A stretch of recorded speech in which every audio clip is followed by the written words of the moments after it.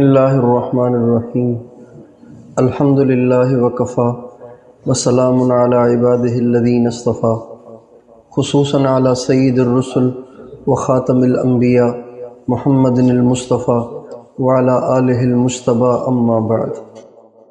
اللہ تعالیٰ کے بہت سارے احسانات ہیں ہمارے اوپر۔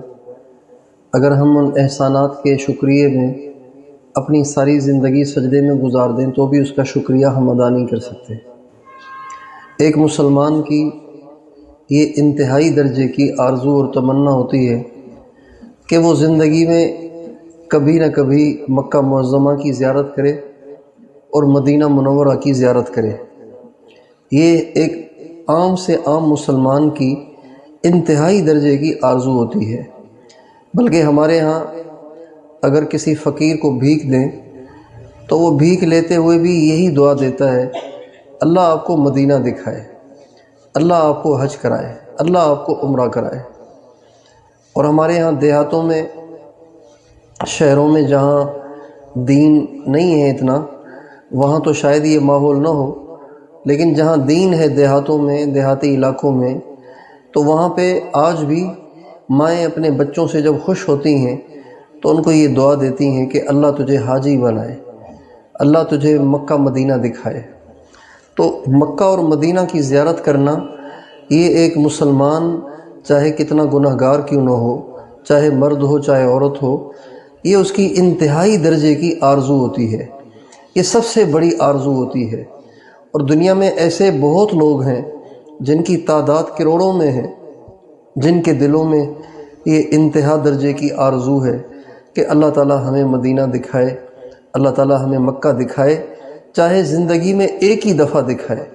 وہ اپنی پراپرٹیاں بھی بیچنے کے لیے تیار ہیں، وہ عورتیں اپنے زیور بھی بیچنے کے لیے تیار ہیں، لیکن ان کو اس بات کا اشتیاق ہے کہ ایک دفعہ ہم مکہ دیکھیں، ایک دفعہ اللہ کے گھر کی زیارت کریں، اور ایک دفعہ ہم مدینہ منورہ کی زیارت کریں۔ اللہ تعالیٰ کا احسان اور کرم ہے کہ اس ذات نے ہمیں جیتے جی اور مرنے سے پہلے اللہ تعالیٰ نے اپنی رحمت سے ہمیں مکہ معظمہ پہنچایا، مدینہ منورہ پہنچایا، اور اللہ تعالیٰ نے ان مبارک جگہوں کی ہمیں زیارت عطا فرمائی۔ یہ محض اللہ کا احسان ہے۔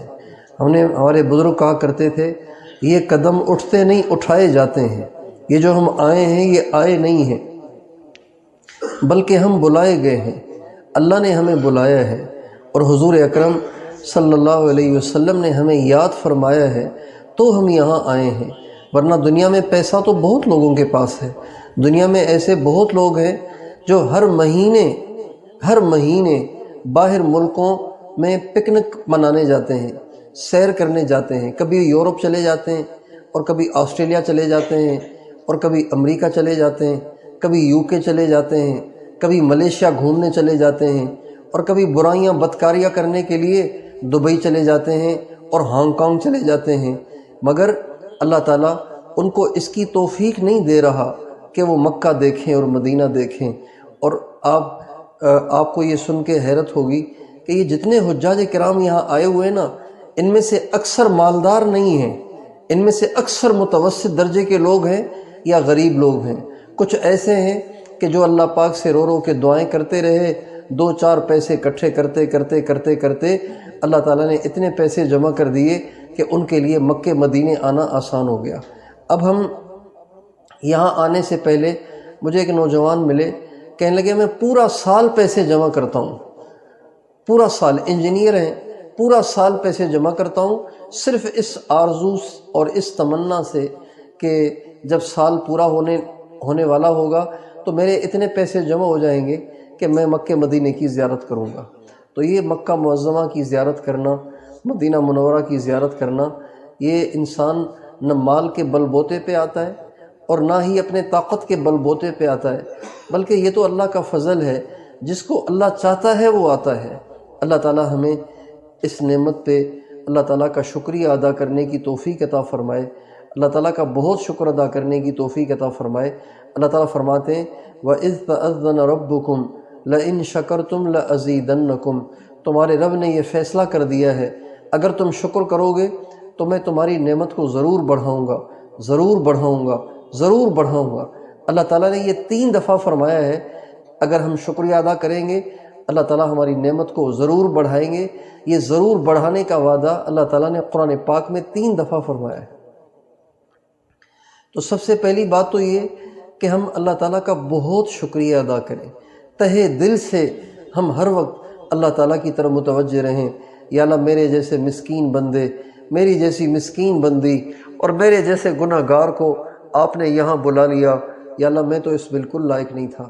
ایک دفعہ یہ عاجز مدینہ منورہ میں مسجد نبوی کے صحن میں یعنی باہر کی طرف ایک ستون کو ٹیک لگا کے بیٹھا ہوا تھا کمر میں درد کی وجہ سے، تو میرے ساتھ ایک اور آدمی بیٹھا ہوا تھا، اس کے چہرے پہ داڑھی بھی نہیں تھی اور کوئی دیندار بھی نہیں لگ رہا تھا، لیکن وہ مسلسل روئے جا رہا تھا۔ نبی کریم صلی اللہ علیہ وسلم کے سبز گنبد کو دیکھ کے مسلسل روئے جا رہا تھا۔ تو میں نے اس سے پوچھا، جب وہ کافی دیر روتا رہا، پھر وہ جب افاقہ ہوا اس کو، تو میں نے اس سے ایسے ہی حال احوال لیے۔ تبلیغ والے جہاں بیٹھتے ہیں تو آس پاس لوگوں سے حال احوال لیتے ہیں۔ میں نے اس سے پوچھا آپ کہاں سے آئیں؟ کہنے لگا میں سمندری سے آیا ہوں، فیصل آباد کے قریب ایک علاقہ ہے سمندری۔ تو میں نے کہا آپ رو رہے ہیں اتنی دیر سے؟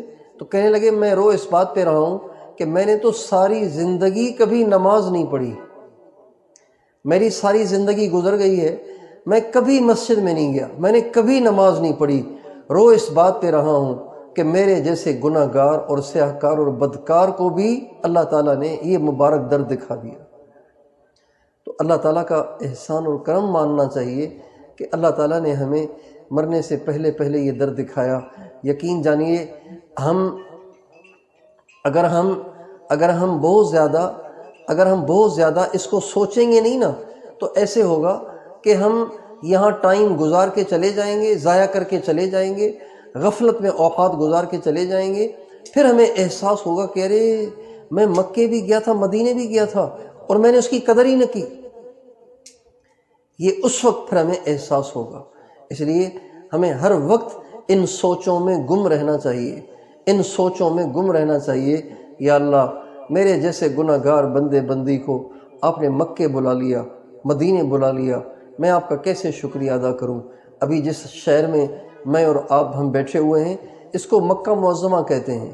اللہ تعالیٰ فرماتے ہیں ان اول بیت وضع للناس للذی ببکۃ مبارکا، اللہ تعالیٰ نے اپنا سب سے پہلا گھر اس شہر میں بنایا۔ اس شہر کو یہ سعادت حاصل ہے کہ اللہ تعالیٰ کا سب سے پہلا گھر، جب سے روئے زمین بنی ہے، جب سے یہ دھرتی بنی ہے، تب سے اللہ تعالیٰ کا سب سے پہلا گھر جو بنا ہے وہ یہاں مکہ معظمہ میں بنا ہے، جس کو ہم بیت اللہ کہتے ہیں۔ سب سے پہلے فرشتوں نے بنایا، مگر حضرت نوح علیہ السلام کے زمانے میں جب سیلاب آیا تو وہ ختم ہو گیا تھا۔ سب سے پہلے فرشتوں نے بنایا، پھر حضرت آدم علیہ السلام نے بنایا۔ نوح علیہ السلام کے زمانے میں جب سیلاب آیا، ساری دنیا ڈوب گئی، تو اس میں اس کے بھی آثار مٹ گئے تھے۔ پھر اللہ تعالیٰ نے حضرت ابراہیم علیہ السلام، حضرت اسماعیل علیہ السلام، دونوں باپ بیٹے جو اللہ کے پیارے نبی تھے، ان دونوں کے ذریعے سے اللہ تعالیٰ نے اس گھر کو بنوایا۔ اور جس گھر کا آج کل ہم طواف کرتے ہیں یہاں مکہ معظمہ میں بیت اللہ کا، یہ وہی حضرت ابراہیم علیہ السلام کا اور حضرت اسماعیل علیہ السلام کا بنا ہوا گھر ہے۔ اس میں اس میں تجدید ہوتی رہی ہے، اور اس میں یعنی کبھی دیوار گر گئی وہ بنا دی، اور کبھی کوئی حصہ بوسیدہ ہو گیا اس کی تعمیر کر لی، ورنہ یہ بیت اللہ وہی تعمیر شدہ ہے جس کو حضرت ابراہیم علیہ السلام نے بنایا اور حضرت اسماعیل علیہ السلام نے بنایا۔ اور اس شہر کو یہ سعادت بھی حاصل ہے کہ اللہ تعالیٰ نے اس شہر کی اپنے قرآن میں قسم کھائی ہے۔ اللہ اکبر، اللہ تعالیٰ نے اس شہر کی قسم کھائی ہے۔ اللہ تعالیٰ فرماتے ہیں لا اقسم بہذا البلد وانت حل بہذا البلد۔ اس آیت میں اللہ تعالیٰ نے مکہ معظمہ شہر کی قسم کھائی ہے، اور ایک اور صورت میں بھی اللہ تعالیٰ نے اس شہر کی قسم کھائی ہے۔ چنانچہ اللہ فرماتے ہیں والتین والزیتون وطور سینین وہذا البلد الامین۔ 2 دفعہ اللہ تعالیٰ نے قرآن پاک میں اس شہر کی قسم کھائی ہے، اس شہر کی پاکیزگی کا اور اس شہر کی عظمت کا اور اس شہر کے بابرکت ہونے کا۔ آپ اس سے اندازہ لگائیے کہ اللہ تعالیٰ نے اس شہر کی اپنے کلام میں 2 دفعہ قسم کھائی ہے۔ اس شہر کو یہ بھی سعادت حاصل ہے کہ ہمارے نبی جو سارے نبیوں کے سردار ہیں، سارے نبیوں کے امام ہیں، خاتم النبیین ہیں، ان کو اللہ تعالیٰ نے اس شہر میں ولادت عطا فرمائی۔ اس شہر کو یہ سعادت حاصل ہے کہ سارے نبیوں کے سردار کی ولادت اس شہر میں ہوئی ہے۔ سارے نبیوں کے سردار کی ولادت اس شہر میں ہوئی ہے۔ پھر نبیوں کے بعد جو سب سے افضل لوگ وہ 4 ہیں، مردوں میں سے 4 ہیں، حضرت ابوبکر صدیق، حضرت عمر، حضرت عثمان، حضرت علی۔ یہ روئے زمین کے تمام انسانوں سے افضل ہیں انبیاء کے علاوہ۔ ان 4 کی پیدائش بھی یہی ہوئی ہے۔ پھر عورتوں میں سب سے افضل عورتیں وہ حضرت بی بی فاطمۃ الزہرا ہیں، اور حضرت اماں خدیجۃ الکبریٰ ہیں، اور حضرت اماں عائشہ ہیں، پھر حضرت مریم ہیں۔ اور ان میں سے بھی ان 3 عورتوں یعنی حضرت اماں فاطمہ، حضرت اماں خدیجہ، حضرت اماں عائشہ، ان تینوں کی ولادت کی سعادت بھی اس شہر کو حاصل ہے۔ اللہ تعالیٰ نے اس شہر کو یہ مقام بخشا ہے کہ دنیا کی سب سے زیادہ مقدس ترین ہستیوں کی ولادت بھی یہاں ہوئی، اور اس شہر کو یہ سعادت بھی حاصل ہے کہ ہمارے نبی کا آبائی وطن یہی ہے۔ ہمارے نبی نے دنیا میں 63 برس زندگی گزاری، ان میں سے 53 برس ہمارے نبی کے اس شہر میں گزرے ہیں۔ 53 برس ہمارے نبی کے اس شہر میں گزرے ہیں۔ یہ سرزمین کتنی مقدس ہے جہاں خاتم النبیین نے اپنی زندگی کے 53 برس گزارے ہیں۔ ہمارے نبی کی پیدائش بھی یہاں ہوئی، ہمارے نبی کا بچپنا بھی یہاں گزرا، ہمارے نبی جو بچپن میں کھیلے تو وہ بھی اسی سرزمین پہ کھیلے، ہمارے نبی جو جوان ہوئے تو وہ بھی اسی سرزمین پہ جوان ہوئے، ہمارے نبی پہ بڑھاپا آیا تو وہ بھی اسی سرزمین پر، ہمارے نبی کی جو شادی ہوئی نا وہ بھی اس سرزمین پر۔ سب سے پہلی شادی ہمارے نبی کی حضرت اماں خدیجۃ الکبریٰ سے، اور ان کے بعد حضرت اماں ام المومنین حضرت سودا رضی اللہ تعالی عنہا سے، ان سے شادی بھی یہی ہوئی، اور حضرت اماں عائشہ سے نکاح بھی یہی ہوا، رخصتی مدینے میں ہوئی۔ یہ ساری سعادتیں اس شہر کو حاصل ہیں، اور نبی کریم صلی اللہ علیہ وسلم کی اولاد میں سے 2 بیٹے وہ بھی یہاں مدفون ہیں، حضرت قاسم، حضرت عبداللہ۔ یہ ہمارے نبی کے 2 لخت جگر ہیں، جو سب سے بڑے بیٹے حضرت قاسم، پھر حضرت عبداللہ، جن کو طیب اور طاہر بھی کہا جاتا ہے۔ ان دونوں حضرات کی قبروں کا شرف بھی اس شہر کو حاصل ہے۔ اور ہمارے نبی کی ازواج مطہرات میں سے جو سب سے پہلی ہمارے نبی کی بیوی ہیں، یعنی حضرت اماں خدیجۃ الکبریٰ رضی اللہ تعالی عنہا، جو کہ ساری عورتوں کی سردار حضرت اماں فاطمہ کی والدہ محترمہ ہیں، اور جنت کے جوانوں کے سردار حضرت امام حسن حسین کی نانی محترمہ ہیں، اور ہمارے نبی کی سب سے پہلی بیوی ہیں۔ ان کی قبر مبارک بھی یہی ہے۔ اور اللہ تعالیٰ کا گھر اس شہر میں ہے، اور اس شہر کو یہ سعادت حاصل ہے کہ سارے نبیوں نے اس شہر کی زیارت کی ہے، سارے نبی یہاں آئے ہیں، چونکہ ہر نبی نے حج کیا ہے، سارے انبیاء نے حج کیا۔ اب علیہ الصلوۃ والسلام کا ارشاد ہے، جب آپ حج کے لیے تشریف لائے تو حجون ایک وادی تھی، وہاں پہ آپ نے قیام فرمایا، اور آپ نے فرمایا گویا کہ میں دیکھ رہا ہوں کہ حضرت موسیٰ علیہ السلام کانوں میں انگلیاں دے کر زور زور سے چیخ کر تلبیہ پڑھ رہے ہیں، گویا کہ میں دیکھ رہا ہوں۔ موسیٰ علیہ السلام یہاں تشریف لائے، ابراہیم علیہ السلام یہاں تشریف لائے، اسماعیل علیہ السلام کا تو وطن ہی یہ تھا۔ اللہ تعالیٰ نے ہم جیسے گنہگار بندے بندیوں کو اس مقدس شہر میں آنے کی توفیق دی۔ بتائیے یہ ہماری کتنی بڑی سعادت ہے۔ اور میرے بھائیوں اور میری بہنوں، یہ سفر زندگی بھر کی یادگار بن جاتا ہے۔ انسان جب مکہ معظمہ کی زیارت کرتا ہے، مدینہ منورہ کی زیارت سے مشرف ہوتا ہے، تو یہ سفر ساری زندگی کی اس کے لیے یادگار بن جاتا ہے۔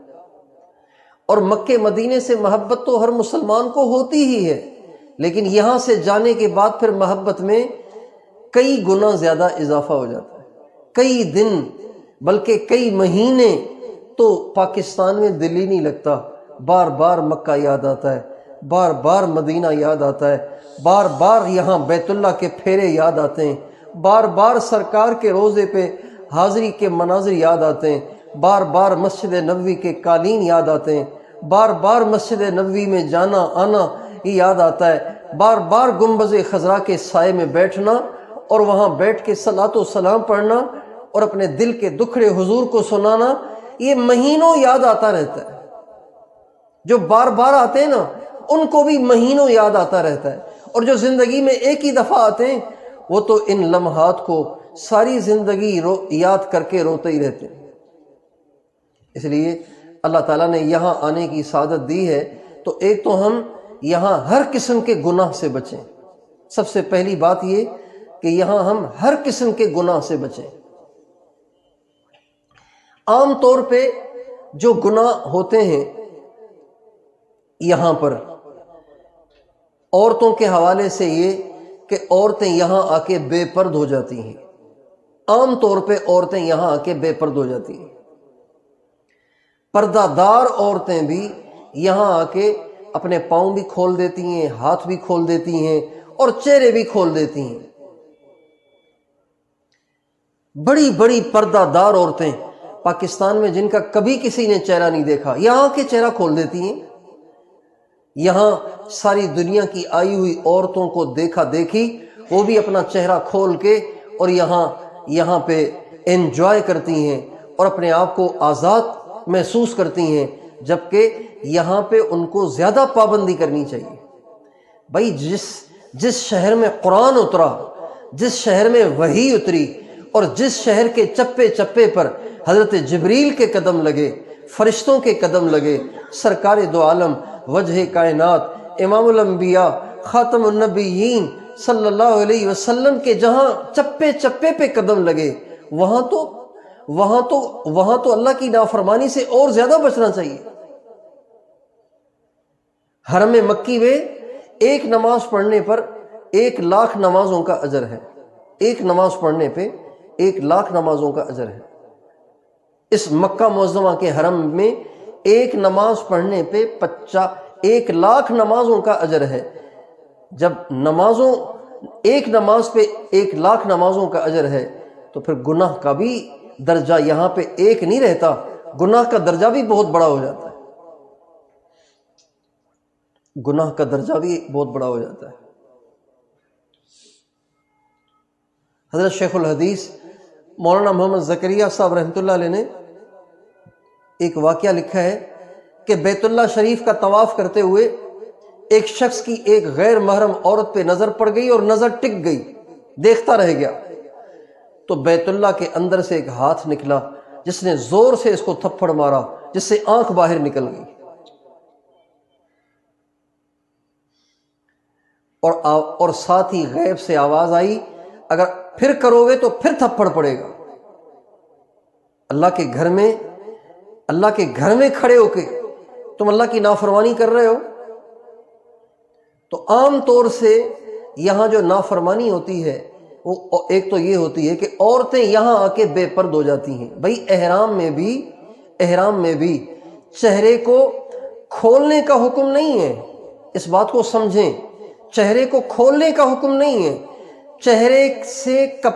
چہرے کو کپڑا نہ لگے یہ حکم ہے، چہرے پہ کپڑا ٹچ نہیں ہونا چاہیے، اس کا حکم ہے۔ یہ حکم نہیں ہے کہ چہرہ کھولی دو، بھائی چہرہ چونکہ کپڑے کو لگنا نہیں چاہیے لہذا کپڑا ہی ہٹا دو۔ بھائی کسی کو ٹانگ میں، کسی کو ران میں زخم ہو گیا ہے، ڈاکٹر نے کہا بھائی آپ کو ران کو کپڑا نہیں لگنا چاہیے، چونکہ کپڑے سے آپ کو الرجی ہوگی اور اس میں پیپ پڑ جائے گی۔ اب اس نے شلواری اتار دی، اب بتائیے کتنی عجیب بات ہو گئی کہ بھی مجھے ڈاکٹر نے کہا کپڑا نہیں لگنا چاہیے۔ بھائی کپڑا نہیں لگنا چاہیے تو آپ وہ ہٹا کے رکھیں۔ ننگے تو نہ ہو نا۔ اب یہاں پہ عورتوں کو ایک ایشو مل جاتا ہے عورتوں کو کہ جی چونکہ احرام میں چہرے کو کپڑا لگنے نہیں دینا لہذا کپڑا ہی اتار دو۔ انا للہ و انا الیہ راجعون۔ اس کا نتیجہ یہ ہوتا ہے کہ اس عورت کے چہرے پر جتنے مردوں کی نظر پڑے گی اور ان کے عمرے برباد ہوں گے اور ان کو گناہ ہوگا اور ان پر اللہ کی پکڑ آئے گی اور وہ محروم ہوں گے، ساری زندگی دین سے محروم ہوں گے۔ ان سب کا گناہ اس عورت کے سر پہ ہوگا۔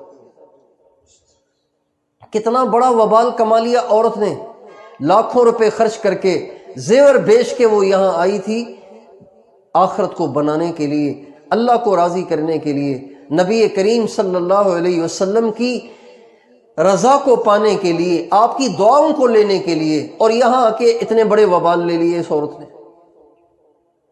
اس لیے ہمیں اس حرم میں رہتے ہوئے اللہ کی ہر نافرمانی سے بچنا ہے۔ ایک بات تو یہ ہے، اور مردوں سے عام طور سے جو نافرمانی ہوتی ہے، مردوں سے جو عام طور سے نافرمانی ہوتی ہے وہ یہ ہوتی ہے کہ وہ نگاہوں کی حفاظت نہیں کرتے۔ چونکہ یہاں ساری عورتوں نے کپڑے اپنے چہروں سے کپڑے ہٹائے ہوئے ہیں، لہٰذا نظر تو اوپر اٹھائے رکھنے کی عادت پڑی ہوئی ہے، پہلے کی گندی عادت پڑی ہوئی ہے نظر کو دائیں بائیں پھرانے کی اور اوپر اٹھا کے چلنے کی۔ لہٰذا یہاں جب نظر اوپر اٹھی رہتی ہے تو ساری دنیا کی آئی ہوئی عورتوں پہ نظر پڑتی رہتی ہے، ایمان برباد ہوتا رہتا ہے اور انسان محروم ہوتا رہتا ہے، اللہ پاک کی ناراضگی اور نافرمانی کو اپنے اوپر لازم کر رہا ہوتا ہے۔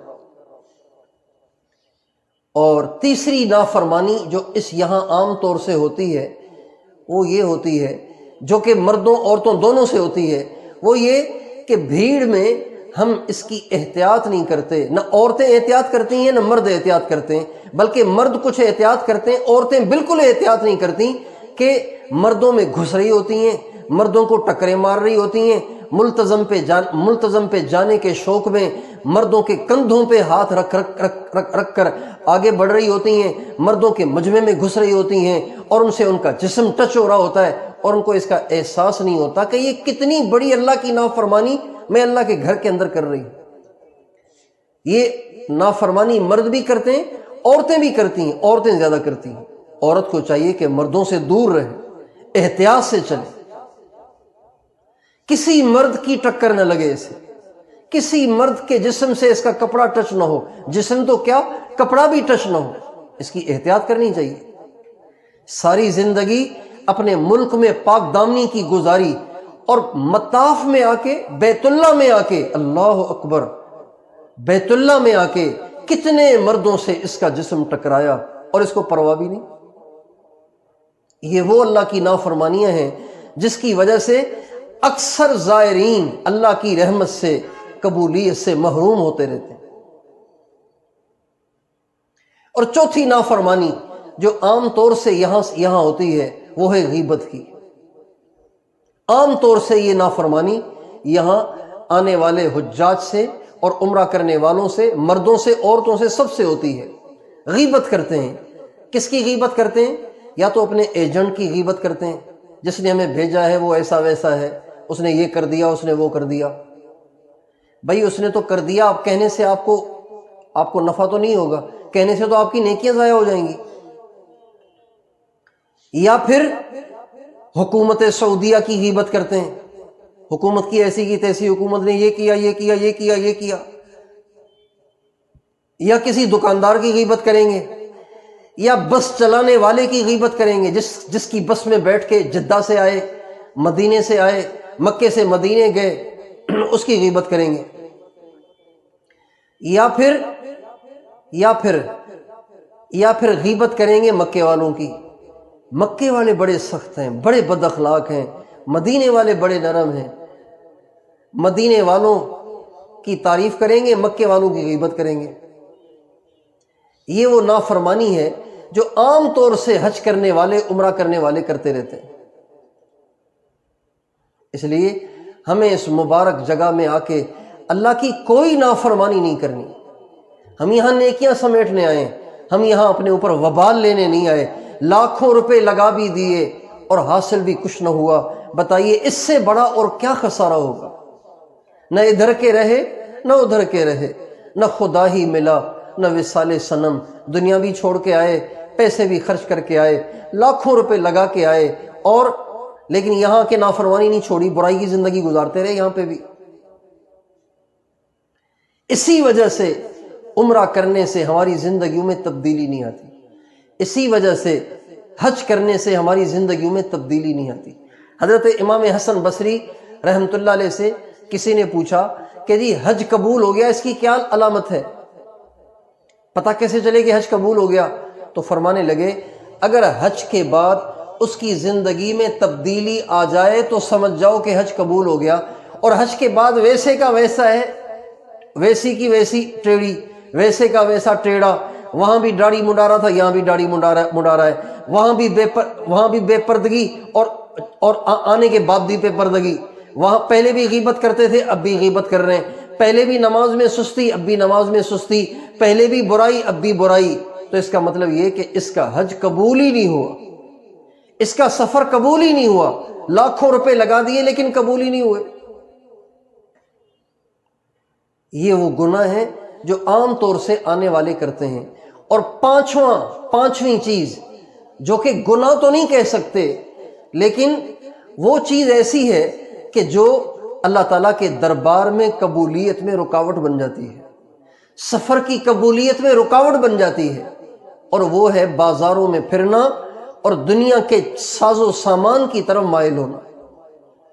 اب طواف کر کے ملتزم پہ دعائیں کر کے رو دھو کے دل کو نور سے بھر کے اب ہوٹل کی طرف جا رہے ہیں، لیکن راستے میں دکانیں ہی دکانیں، اب ہر دکان پہ کیا رکھا ہوا ہے دیکھتے جا رہے ہیں، کہیں گھڑیوں کی محبت دل میں آ رہی ہے، کہیں جیولری اور زیوروں کی محبت دل میں آ رہی ہے، کہیں کپڑوں کی محبت دل میں آ رہی ہے، کہیں کسی چیز کی، کہیں برقعوں کی محبت دل میں آ رہی ہے، کہیں جوتوں کی محبت دل میں آ رہی ہے، کہیں گفٹوں کی محبت دل میں آ رہی ہے۔ بیت اللہ سے لے کے آئے تھے اللہ کی محبت کو، اور ہوٹل تک جاتے جاتے دنیا کی محبت سے دل بھرا ہوا لے کے پہنچتے ہیں۔ یہ سب سے بڑی غلطی حجاج کرام کرتے ہیں، اور عمرے کے لیے آنے والے مرد عورتیں کرتے ہیں کہ کمائی بھی کر لی اور ساری ضائع بھی کر دی۔ یہ جتنی چیزیں یہاں پھیلی ہوئی ہیں بازاروں میں، یہ سب چیزیں یہاں کی بنی ہوئی نہیں ہیں، یہ وہیں سے آئی ہیں، یہ چائنا کی بنی ہوئی ہیں، جو آپ کے پاکستان میں اس سے زیادہ سستی مل جائیں گی آپ کو۔ ایک کاؤنٹر وہ جو تسبیح پڑھتے ہیں، آج کل جو نئی چیز آئی ہے تسبیح پڑھنے کے لیے، وہ جو انگلی میں لگا کے پڑھتے ہیں، حالانکہ اس سے زیادہ بہتر ہے تسبیح پڑھنا، تسبیح سنت کے زیادہ قریب ہے۔ ہاں کسی کو 10,000 کی تعداد میں 2، 3، 4,000 کی تعداد میں پڑھنا ہے، اب تسبیح پہ اس کی گنتی محفوظ نہیں رہے گی تو ایک مجبوری کی بات ہے، ورنہ چھوٹی تعداد میں اگر پڑھنا ہے تو تسبیح پہ پڑھنا چاہیے۔ ہاتھ کی انگلیوں پہ پڑھنا سنت ہے، اور تسبیح پہ پڑھنا بھی اکابر امت سے ثابت ہے۔ باقی یہ کاؤنٹر تو ایک مجبوری کے درجے میں ہے۔ اب یہ کاؤنٹر یہاں پہ ملتا ہے 3-4 ریال کا، کم از کم 2 ریال کا، اور یہ پاکستان میں ملتا ہے 50 روپے میں۔ اب آپ بتائیے کتنا سارا فرق پڑ گیا۔ اس لیے بجائے یہاں سے خریداریاں کرنے کے، اگر آپ کو کسی کو ہدیہ دینا ہے تو وہیں سے خرید کے دے دیں، یوں نہ کہیں کہ یہ مدینے سے لایا ہوں، جھوٹ نہ ہو جائے، لیکن صاف صاف کہیں، اپنے رشتہ داروں سے صاف صاف کہیں، اس میں ڈرے نہیں، اس میں ہچکچائیں نہیں، صاف صاف کہیں مکے مدینے صرف اللہ اور اس کے رسول کی وجہ سے گئی تھی، اللہ اور اس کے رسول کی وجہ سے گیا تھا، دنیا کی وجہ سے نہیں گیا تھا۔ وہاں سے لایا ہوں تو میرے نبی کے شہر کی کھجوریں لایا ہوں، وہاں سے لایا ہوں تو مکہ معظمہ کا آب زمزم برکت والا پانی لے کے آئے، اور میں دنیا کی کوئی چیز لایا ہی نہیں۔ یہ صاف بتائیں لوگوں کو۔ اگر آپ کو آپ سے کسی نے کوئی مطالبے کیے ہیں کہ میرے لیے فلاں چیز لے آنا، فلاں چیز لے آنا، فلاں چیز لے آنا، تو آپ ان کو میسج بھیج دیں، آپ ان کو فون کر دیں، آپ ان کو پیغام بھیج دیں، میں نے یہاں کوئی بیان سنا ہے اور میں نے یہاں طے کر لیا ہے کہ میں نے یہاں کی کوئی دنیا کی چیز لے کے نہیں جانی، میں یہاں اللہ کی محبت کو اور حضور کی محبت کو، حضور کی دعائیں لینے کو آئی ہوں اور آیا ہوں۔ میں یہاں دنیا کی چیزیں لینے نہیں آیا، بس مجھے یہاں سے دنیا نہیں لینی۔ ایک آدمی یہاں سے دنیا بھی لے کے جائے، اللہ کی محبت بھی لے کے جائے، ایسے نہیں ہو سکتا۔ ایک ہی چیز لے کے جا سکتا ہے، اللہ اور اللہ کے نبی کی محبت کو حاصل کرنا ہے تو پھر دنیا کے ساز و سامان سے آپ کو دستبردار ہونا پڑے گا۔ اس لیے یہ بڑی غلطی کرتے ہیں آنے والے زائرین اور زائرات کہ وہ اپنی ساری توجہ دنیا کے ساز و سامان کی طرف کر کے دل کو دنیا کی محبت سے بھر کے لے جاتے ہیں۔ برقعے بک رہے ہیں، گھڑیاں بک رہی ہیں، جوتے بک رہے ہیں، اور زیور بک رہے ہیں، اور یہ گفٹیں بک رہی ہیں، چھوٹے چھوٹے کنگن 2-2 ریال کے بک رہے ہیں۔ اب ماں گزر رہی ہے، اب اس کے دل میں آ رہی ہے 3 بیٹیاں پیچھے چھوڑ کے آئی ہوں، ان کے لیے لے لوں۔ اب ان کو دیکھا اگلے ٹھیلے پہ اس سے بھی خوبصورت، اگلے ٹھیلے پہ اس سے بھی خوبصورت، اب لے تو پہلے والے سے لیا، اب پریشان، اب دل میں کڑ رہی ہے کہ میں نے جلدی کر لی، میں نے جلدی کر لی۔ اس لیے اس سے بہتر یہ ہے کہ ہم سب سے کہہ دیں کہ ہم یہاں دنیا کے لیے نہیں آئے، ہم یہاں اللہ اور اس کے نبی کی محبت کو لینے آئے ہیں۔ لہٰذا بیت اللہ سے نکل کے ہوٹل کی طرف جائیں، مسجد نبوی سے نکل کے ہوٹل کی طرف جائیں تو نگاہوں کو زمین پہ گاڑتے ہوئے جائیں۔ نہ عورتیں مردوں کو دیکھیں، نہ مرد عورتوں کو دیکھیں، اور نہ ہی دنیا کے ساز و سامان کو دیکھیں، بس نگاہیں جھکی رہیں۔ مرد کا دل عورت کی طرف مائل ہو، عورت کا دل مرد کی طرف مائل ہو۔ جیسے یہ برا ہے، ایسے ہی یہ بھی برا ہے کہ دنیا کی چیزوں کی طرف ہمارے دل مائل ہو، یہ بھی برا ہے۔ مسلمان کا دل دنیا کی طرف مائل نہیں ہونا چاہیے، مسلمان کا دل اللہ اور اس کے نبی کی طرف مائل ہونا چاہیے۔ ہمارے حضرت علی المرتضیٰ رضی اللہ تعالیٰ عنہ ایک دفعہ رات کے اندھیرے میں بیٹھے ہوئے اپنے آپ سے کہہ رہے ہیں، اکیلے بیٹھے ہوئے ہیں، یا دنیا الی تشوفتی الی تغررتی، ارے دنیا کیا تو میرے سامنے سج کے آتی ہے؟ کیا تو مجھے دھوکہ دینا چاہتی ہے؟ کیا تو مجھے اپنی طرف مائل کرنا چاہتی ہے؟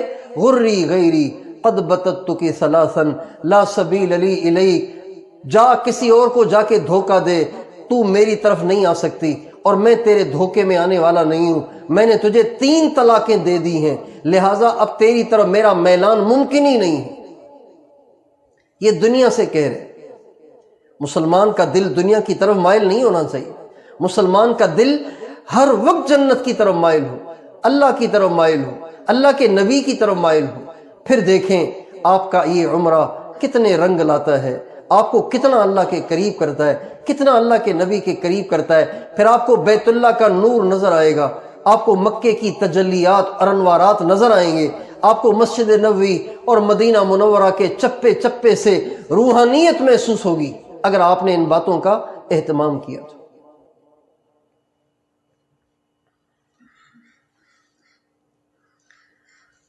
اور اپنے اوقات کو یہاں ضائع نہ کریں، اپنے اوقات کو یہاں پہ ضائع نہ کریں۔ یہ بھی غلطی کرتے ہیں زائرین اور زائرات کہ یہاں آ کے وقت بہت ضائع کرتے ہیں، بیٹھے رہتے ہیں ہوٹلوں میں، گپے لگاتے رہتے ہیں۔ نہیں، اگر آپ مکے میں ہیں زیادہ سے زیادہ اوقات اپنے بیت اللہ میں گزاریں، طواف کریں، نفلیں پڑھیں، قرآن پڑھیں، کم از کم اور کچھ نہیں تو کسی ایسی جگہ بیٹھ جائیں جہاں بیت اللہ کے سیاہ پردے پہ آپ کی نظر پڑ رہی ہو، بیت اللہ پہ آپ کی نظر پڑ رہی ہو۔ بیت اللہ پہ ہر وقت رحمتیں اترتی ہیں، اور وہ رحمتیں طواف کرنے والوں کو بھی ملتی ہیں، سب سے زیادہ ان کو ملتی ہیں۔ دوسرے نمبر پہ نفلیں پڑھنے والوں کو ملتی ہیں۔ تیسرے نمبر پہ جو رحمتیں ملتی ہیں وہ بیت اللہ کو صرف بیٹھ کے ٹکٹکی باندھ کے دیکھنے والوں کو ملتی ہیں۔ بیت اللہ کو دیکھنا بھی ثواب ہے، اس پر بھی رحمتیں اترتی ہیں۔ تو بیت اللہ کو دیکھتے رہیں، بیت اللہ کو دیکھتی رہیں۔ یہ وہ کعبہ ہے جس پہ میرے اللہ کا نور اتر رہا ہے، یہ وہ کعبہ ہے جس کی طرف ساری دنیا کے لوگ منہ کر کے نماز پڑھتے ہیں، یہ وہ کعبہ ہے جس کا طواف میرے نبی نے کیا ہے، یہ وہ کعبہ ہے جس کا طواف حضرت ابراہیم نے کیا ہے، یہ وہ کعبہ ہے جس کا طواف حضرت موسیٰ نے کیا ہے، حضرت اسماعیل نے کیا ہے، تمام انبیاء نے کیا ہے، یہ وہ کعبہ ہے جس کا طواف حضرت ابوبکر نے کیا، حضرت عمر نے کیا، حضرت عثمان حضرت علی نے کیا، ہماری امی فاطمہ نے کیا، اماں عائشہ نے کیا، حضرت اماں خدیجۃ الکبریٰ نے کیا، یہ وہ کعبہ ہے جس کا طواف حضرت امام حسن نے کیا، امام حسین نے کیا، یہ وہ کعبہ ہے جس کا طواف ہمارے بڑے بڑے بزرگوں نے کیا، یہ وہ کعبہ ہے جس کو دیکھنے اور جس کا طواف کرنے اور جس کا دیدار کرنے، جس سے اپنی آنکھوں کو ٹھنڈا کرنے کی آج میرے جیسے بدکار کو بھی سعادت ملی ہے، میرے جیسے سیاہکار کو بھی سعادت ملی ہے۔ بس یہ سوچ سوچ کے بیت اللہ پہ ٹکٹکی باندھ کے دیکھتی رہیں اور مسلسل روتی رہیں۔ اللہ پاک کو اپنا شوق دکھائیں، اللہ پاک کو اپنی بیت اللہ سے محبت دکھائیں۔ اللہ تعالیٰ ہمیں اوقات کو قیمتی بنانے کی توفیق دے، اور مدینے میں ہیں تو زیادہ سے زیادہ اوقات مسجد نبوی میں گزاریں، اور اگر عورتوں کے ایام کے دن بھی ہوں، ناپاکی کے دن بھی ہوں، تب بھی مسجد نبوی کے سفید فرش پر جو باہر صحن ہے وہاں بیٹھ کے باوضو وہاں بیٹھ کے نبی پاک علیہ السلام پہ درود و سلام پڑھتی رہے۔ نبی پاک صلی اللہ علیہ وسلم سلام صرف جالی پہ پہنچ کے نہیں سنتے، مسجد نبوی کے دروازے پہ کھڑے ہو کے سلام پڑھے نا حضور وہ بھی سنتے ہیں۔ اس لیے عورتیں مایوس نہ ہوں کہ میرے ایام آ گئے، اب میں سلام کیسے پڑھوں گی، ہائے حضور کو میرے سلام نہیں پہنچ پائیں گے، ہائے میں حضور کو اپنے سلام نہیں کہہ پاؤں گی۔ نہیں، مسجد نبوی کے دروازے کے پاس بیٹھ کے، کہیں سفید فرش پہ صحن میں بیٹھ کے، گنبد خضرا کے سائے میں بیٹھ کے، کہیں کسی چھتری کے نیچے بیٹھ کے، مسجد نبوی کے دائیں بائیں جو صحن ہے اس میں کہیں بھی بیٹھ کے آپ اللہ کے نبی کو سلام پیش کریں، اللہ کے نبی آپ کے سلام سن لیں گے۔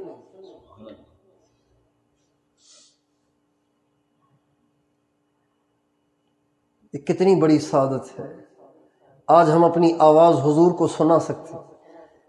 پاکستان جا کے نہیں سنا سکتے ہیں، پاکستان جا کے ہمارا درود فرشتے لے جائیں گے، یہاں درود خود حضور سنیں گے، سلام خود حضور، ہماری آواز حضور کے مبارک کانوں تک جائے گی۔ اللہ اکبر۔ یا اللہ یہ سعادتیں ہمیں بار بار عطا فرما، تو اس لیے اپنے اوقات کو قیمتی بنائیں۔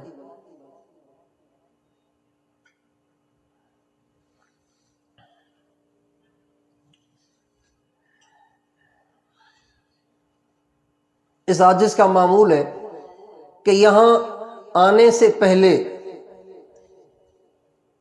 حرمین شریفین کے سفر سے پہلے ایک قرآن ختم کر کے رکھ لیتا ہے، ایسے ہی ایک اور قرآن ختم کر کے رکھ لیتا ہے، اور پھر یہاں پہنچ کر ایک قرآن سرکار دو عالم صلی اللہ علیہ وسلم کی خدمت میں بطور ہدیے کے پیش کرتا ہے، اور دوسرا قرآن نبی کریم صلی اللہ علیہ وسلم اور حضرت ابوبکر صدیق، حضرت عمر، حضرت عثمان، حضرت علی، اماں فاطمہ، اماں خدیجہ، اماں عائشہ، امام حسن، امام حسین، ہمارے نبی کے والدین، حضرت عمر، حضرت عثمان، ہمارے نبی کے والدین، ہمارے نبی کی پھوپھیاں، ہمارے نبی کے دونوں چچا، ہمارے نبی کی تمام ازواج مطہرات، ہمارے نبی کی تمام بیٹیاں، ہمارے نبی کے پورے اہل و عیال اور تمام صحابہ کے لیے وہ ہدیہ آ کے یہاں ہدیہ کرتا ہے۔ ہم بڑوں کے پاس جاتے ہیں تو مٹھائیاں لے کے جاتے ہیں،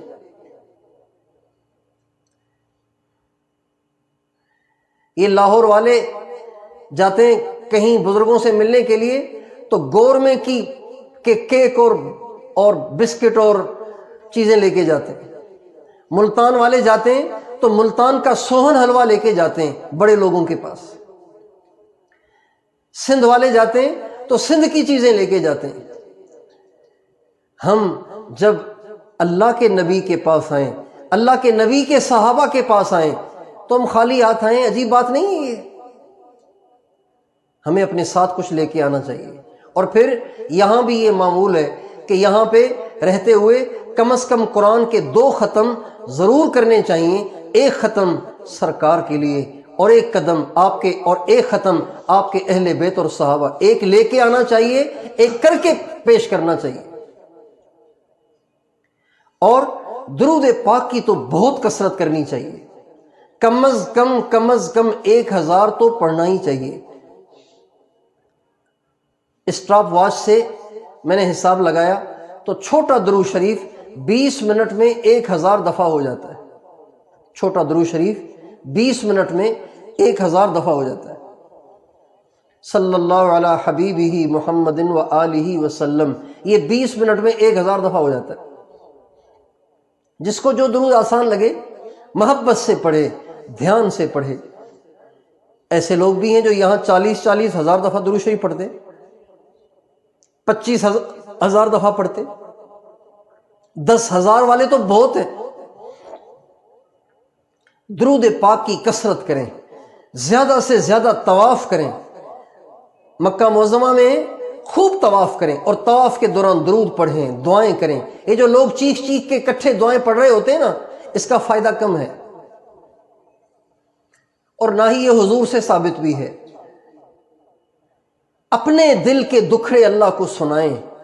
دعا کے لیے الفاظ ضروری نہیں ہوتے، بلکہ طواف کرتے ہوئے آپ دل میں اللہ سے دعائیں کرتی جائیں، یا اللہ ساری امت کو ہدایت دے، یا اللہ میرے بچوں کو ہدایت دے، میرے خاوند کو ہدایت دے، میری بیوی کو صحت دے، میرے بھائیوں کو ہدایت دے، میرے شہر کو ہدایت دے، یا اللہ مجھے صحت دے، میری اہل و عیال کو محتاجی سے بچا، ساری دنیا سے بے دینی کو ختم فرما۔ یہ دل کی گہرائیوں سے نکلنے والی دعائیں یہ سب سے افضل ہیں۔ کتابوں میں جو لکھی ہوئی ہیں نا، پہلے چکر، دوسرے چکر، تیسرے چکر، 5ویں چکر، 7ویں چکر، یہ لوگوں نے ویسے ہی لوگوں کو مصروف کرنے کے لیے یہ دعائیں لکھ دی ہیں کہ بھئی یہ وقت ضائع نہ کریں، کہیں ایسے نہ ہو کہ طواف کرتے ہوئے ویڈیو بناتے رہیں، ویڈیو کال پہ باتیں کرتے رہیں اور گپیں لگاتے رہیں۔ اس لیے انہوں نے مصروف رکھنے کے لیے یہ کتابوں میں دعائیں لکھ لی ہیں، ورنہ یہ دعائیں مسنون نہیں ہیں۔ اگر طواف کے دوران کوئی دعا مسنون ہے، وہ صرف 2 دعائیں ہیں، اور وہ دو دعائیں پڑھنی ہیں رکن یمانی سے لے کر حجر اسود تک۔ اس حصے میں یہ دعائیں پڑھنی ہیں: ربنا آتنا فی الدنیا حسنۃ وفی الآخرۃ حسنۃ وقنا عذاب النار، اور اللہم انی اسألک العفو والعافیۃ والمعافاۃ فی الدنیا والآخرہ۔ یہ دعا، اس کے علاوہ کوئی دعا متعین نہیں ہے، بس آپ کے دل میں جو ارمان ہے وہ سارے اللہ سے مانگیں۔ اور کچھ سمجھ میں نہیں آ رہا تو درود پڑھتے رہیں، درود بھی دعا ہے۔ جو درود کثرت سے پڑھے گا اس کو اللہ دعائیں مانگنے سے پہلے ہی انعام عطا فرمائیں گے، اس کے ارمان پورے فرمائیں گے، مانگنے کی ضرورت بھی نہیں پڑے گی اس کو۔ جو آدمی کثرت سے درود شریف پڑھتا ہے، کثرت سے درود شریف پڑھتا ہے، اس کو اپنی ضرورتیں مانگنے کی بھی ضرورت نہیں پڑتی۔ اللہ مانگنے سے پہلے ہی اس کی ضرورتیں پوری کرتا ہے، مانگنے سے پہلے اس کے ارمان پورے کرتا ہے، مانگنے سے پہلے اس کے سارے کام سیدھے کر دیتا ہے۔ ان باتوں کا اہتمام فرمائیں۔ اللہ تعالی ہم سب کو اس سفر کو قیمتی بنانے کی توفیق عطا فرمائے۔ وآخر دعوانا ان الحمد للہ رب العالمین۔